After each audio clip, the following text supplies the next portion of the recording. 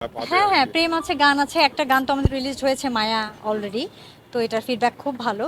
2 দিন হয়েছে বোধহয়। হ্যাঁ, সবারই ভালো লাগে। তারপর অগাস্টে আসলে কিছু অনাকাঙ্ক্ষিত অপ্রত্যাশিত ঘটনা ঘটে, যার কারণে আমি নিজেই সিদ্ধান্ত নেই যে আমি কিছুদিন অভিনয় করব না, অভিনয় থেকে দূরে থাকব।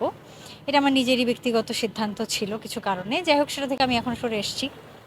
ভীষণ ভীষণ ভীষণ, আমি তো ঘরে কোনো কিছু শেষ করলে আমি কথা কথা বলি প্যাক আপ প্যাক আপ। সুতরাং হ্যাঁ, মিস তো করেছি। এতদিনের অভ্যাস, সেই 2002 থেকে আমি যখন Lux Anandadhara Miss Bangladesh photogenic champion হই, তখন থেকেই তো ক্যামেরার সামনে কাজ করা শুরু। তো 2002 আর 18তে এসে আমি একটা বিরতি নিই।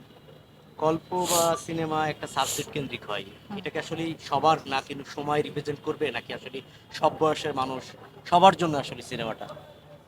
না, আমার মনে হয় এটা সবার জন্য, সবার জন্য, সবাই দেখতে পারবে। কিন্তু এই জনরাটা হচ্ছে সাইকোলজিক্যাল থ্রিলার। তো যারা সাইকোলজিক্যাল থ্রিলার বেশি পছন্দ করেন তাদের ভীষণ ভালো লাগবে। তাছাড়া এমনি সব দর্শকেরই ভালো লাগবে। শেষ, রোমান্টিক ঘামতেছি, সিন একটু দর্শক ঘামতেছি, ঘেমে যাচ্ছি, খারাপ আসবে ফুটেজ। রোমান্টিক সিন কেমন আছে, বা রোমান্টিক যারা দম্পতি রয়েছে তারা মানে কেমন সাড়া পাবে হ্যাঁ আর হ্যাঁ, কি? প্রেম আছে, গান আছে। একটা গান তো আমাদের রিলিজ হয়েছে, মায়া, অলরেডি। তো এটার ফিডব্যাক খুব ভালো। 2 দিন হয়েছে বোধহয়। হ্যাঁ, সবারই ভালো লাগে। মানুষ একটা অসম প্রেমের গল্প বলছে আসলে, যতটুকু আভাস পাওয়া না গেছে। না, একদম তা না। অসম প্রেম থাকতে পারে এর ভেতর, কিন্তু অসম প্রেমের গল্প না এটা।